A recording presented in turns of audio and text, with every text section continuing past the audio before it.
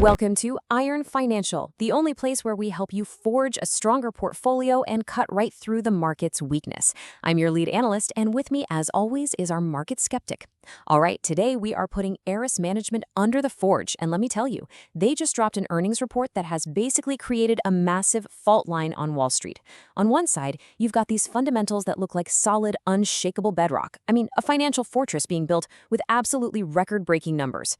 But then you look at the other side, and you see a market reaction that looks more like a controlled demolition. The stock didn't just dip, it was hammered, it was punished. So, the question we have to answer today is brutally simple. Did the market just spot a fatal crack in the foundation that nobody else saw, or did it just hand savvy investors a generational buying opportunity on a silver platter? Let's find out.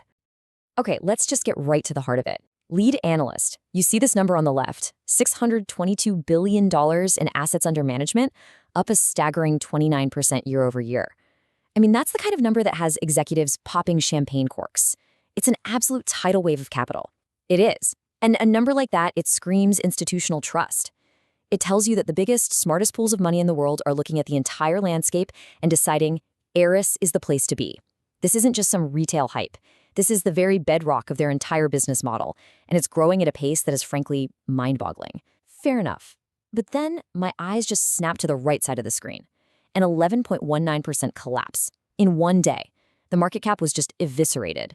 So forgive me, but who really cares about your giant pile of assets if the market seems to think it's all about to go up in smoke? A disconnect this violent, it isn't just a bad day at the office. That's a full-blown panic. It tells me the market saw a ghost in the machine that completely overshadowed that big, shiny AUM number. And our job today is to find that ghost. Exactly. And to do that, we're going to run this thing through the Iron Financial 5-point stress test. First, we are going to build the bull case from the ground up. Is Osiris really building a fortress? We'll dig into the raw numbers. Second, we're going to dissect the market's absolutely brutal reaction and the earnings miss that seems to have lit the fuse. Third, and folks, this is the main event, we're going to unpack that ghost, the existential threat of artificial intelligence. Fourth, we will pressure test management's defensive strategy, what they call their moat against all of this disruption. And finally, we will weigh every single piece of evidence and deliver our verdict. Is this a golden opportunity, or is it a dangerous trap? All right, let's get into the bull case. Before we start diagnosing this sickness, we have to understand the patient's underlying health. And, on paper, this company looks like a world-class athlete. We're going to examine the 4 pillars of its strength: the sheer scale of its assets, its incredible fundraising muscle, its core earnings engine, and of course, its history of shareholder returns. This is the foundation that management claims makes them completely unshakable. Let's see if the materials really hold up. So the first pillar is just immense, jaw-dropping scale. $622 billion. In this business, size is a weapon. It's a huge advantage. It grants you access to deals that smaller players can't even get a phone call about.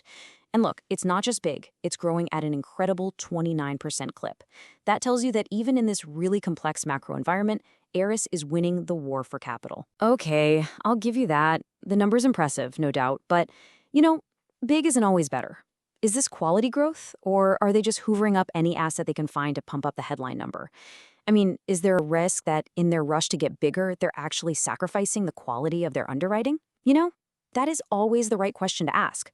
But this level of growth, especially when it's coming from sophisticated institutional clients, it really suggests the exact opposite. These guys aren't chasing crazy returns. They're looking for a safe, reliable partner. So this number is really a massive vote of confidence from some of the most discerning investors on the entire planet. And here's where that AUM growth is actually coming from. They raised $113 billion of new capital in a single year. That's a company record. And this isn't just money sitting on the books. This is what they call dry powder. It's a massive war chest of capital that's ready to be deployed, ready to go on the offensive. While their competitors might be pulling back, Ares has the firepower to pretty much name its price and seize opportunities. Or you could see it as immense pressure. I mean, $113 billion sitting on the sidelines earns absolutely nothing. So the clock is ticking to deploy all that capital. Doesn't that create a really dangerous incentive to do marginal deals, to lower your standards just to get the money out the door? Weak organization, absolutely yes. But for a top-tier operator like this, it's a strategic advantage. It allows them to provide liquidity when markets are scared, which is precisely when you get the best terms and the highest returns. This isn't pressure, this is power. But a fortress needs more than just high walls, right? It needs a powerful engine inside. And this is the engine room. Just look at these numbers. Management fees, that's the steady, predictable revenue they earn no matter what the market's doing, hit $3.7 billion. But more importantly, their fee-related earnings, the actual profit they make on those fees, hit $1.8 billion. That's up 30%. That's pure, high-margin, recurring cash flow. The engine isn't just running, it's accelerating. And this is a really key point for the bulls. This isn't that volatile, performance-based income. This is the bedrock annuity stream that pays for everything. Seeing 25 to 30% growth across these core metrics, it shows incredible operating leverage and real discipline. So what does a confident management team do when their engine is throwing off that much cash? Well, they give it back to the owners of the company, a 20% year-over-year increase in the dividend. This isn't just a number, people. This is the loudest, clearest signal management can possibly send about their outlook for the future. Is it, though? Or is it maybe a strategic move to keep shareholders happy while a storm is brewing on the horizon? Kind of like a pay no attention to the man behind the curtain maneuver? Listen, you don't commit to a 20% permanent increase in your cash payout if you think a storm is about to hit. That would be fiscally irresponsible. This is a declaration of confidence. It's management putting their money where their mouth is, and they're telling the world they believe their earnings power is not only stable, but actually growing. And finally, let's be clear, this isn't some one-year wonder. This fortress has stood the test of time. Since their IPO, Aris has delivered an annualized total return of nearly 29%.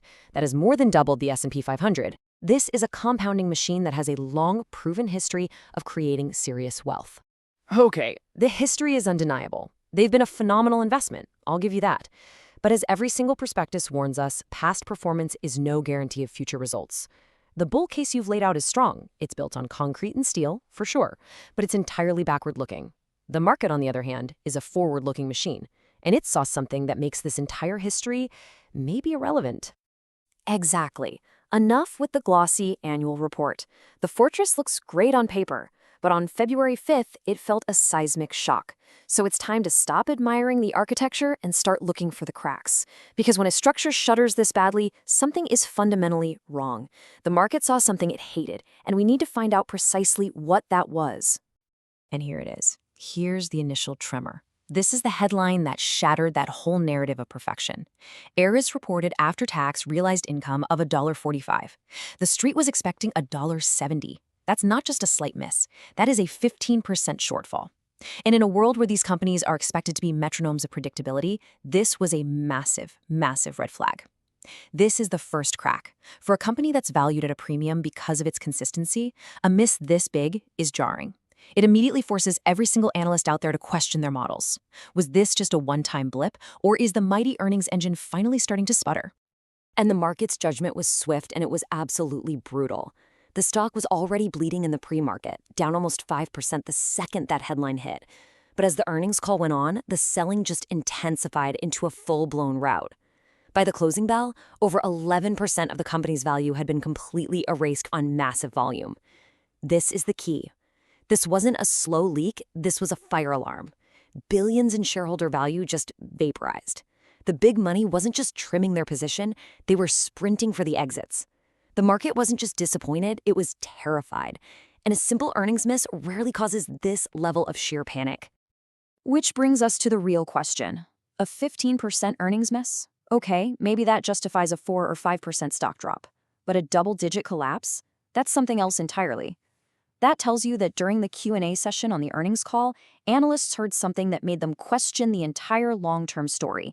They didn't just hear about a quarterly shortfall. No, they heard a ghost story that made them question the very foundations of the fortress. And that ghost has a name: artificial intelligence. This is the core of the bear case. The reason for that epic sell-off wasn't just the Q4 miss. It was the laser-like focus during the analyst Q&A on one specific, multi-billion-dollar segment of their loan portfolio, their loans to software companies. The market is suddenly terrified that AI is a ticking time bomb that's set to render that entire portfolio obsolete, leaving Aris holding the bag. So let's be crystal clear about what this fear is. For years, lending to established software as a service or SaaS companies was seen as one of the safest bets in private credit. You had sticky, recurring revenue from essential business tools. But the question that analysts just hammered on the call was this: What happens to the value of your loan to a graphic design software company when an AI can create a flawless logo from a simple text prompt in 2 seconds for free? What happens to a company providing transcription services when AI can do it better, faster, and way, way cheaper?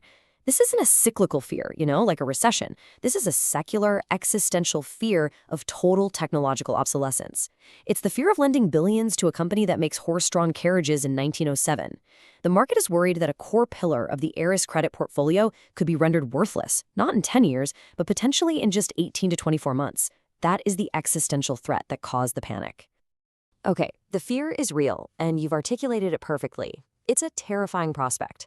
But fear can also be irrational. Now let's go back to the source, the earnings call transcript itself. Let's stress test this AI threat and see if management's defenses can actually hold up under fire. They were asked about this point blank, multiple times, and they came to the fight prepared, with a very detailed, multi-layered defense. It's time to see if their moat is actually deep enough to stop this AI wave. This was management's opening salvo. Before they even got into the weeds, they drew a hard line in the sand. We feel very good about our software book, despite all the noise in the market. They are explicitly calling the market's reaction noise. They're basically saying the panic is just an emotional overreaction, while their underwriting is based on cold, hard facts that haven't changed one single bit. That's a bold statement. It's easy to sound confident on a prepared call, but talk is cheap. Let's see the substance behind that confidence. What's the actual strategy that backs up a claim like that? They laid out a 5-layered defense system. So let's break it down. First, they say they don't lend to just any software company. They focus on what they call foundational infrastructure software. This is the digital plumbing of a business. It's not the cool, flashy app on the front end. It's the mission-critical system of record that a hospital or bank absolutely runs on. You don't just rip that out for some new AI tool. Okay, but even plumbing can become obsolete, right? What else you got? Second, proprietary data moats. They lend to companies whose value isn't just the software itself, but the years and years of unique, curated data that it sits on top of. An AI is only as good as the data it's trained on, and these companies own exclusive data libraries. Third, they focus on heavily regulated end markets like healthcare and finance.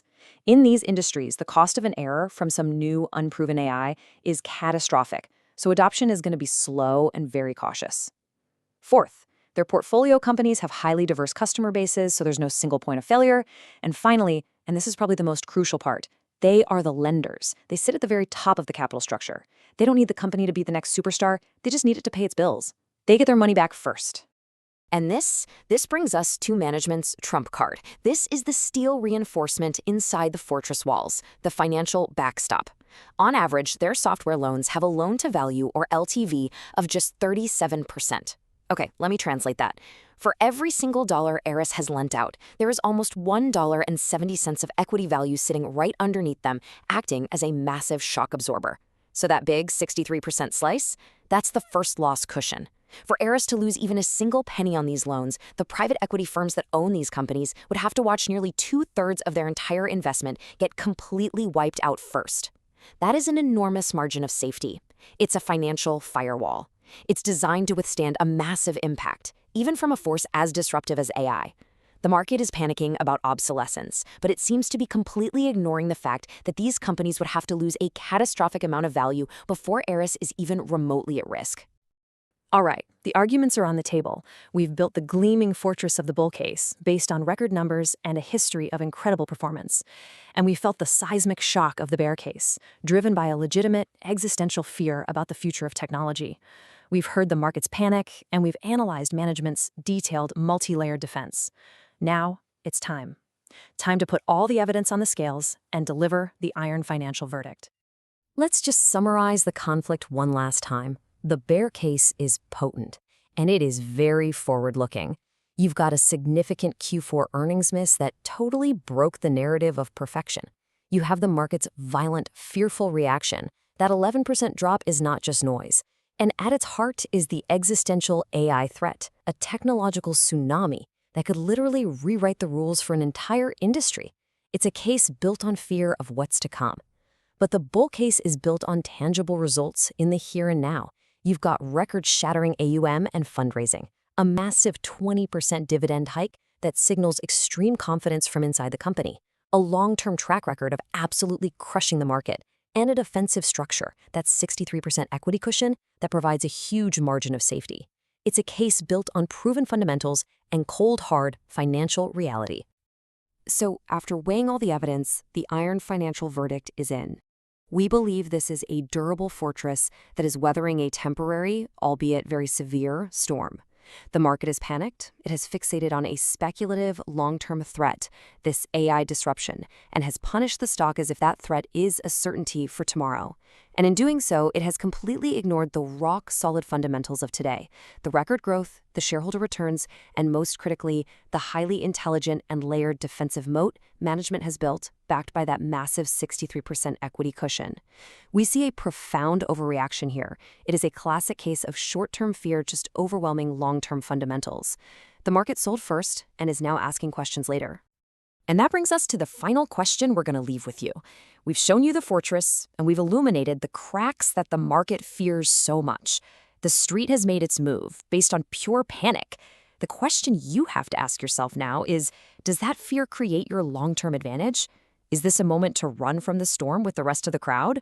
Or is it the moment to lean into the wind and buy a best-in-class asset at a significant discount? That's the multi-billion-dollar question you have to answer for your own portfolio. Thanks for joining us on Iron Financial. Quick disclaimer, everything I share is for entertainment and informational purposes only. I'm not a financial advisor, so please do your own research or talk to a professional before making any moves with your money.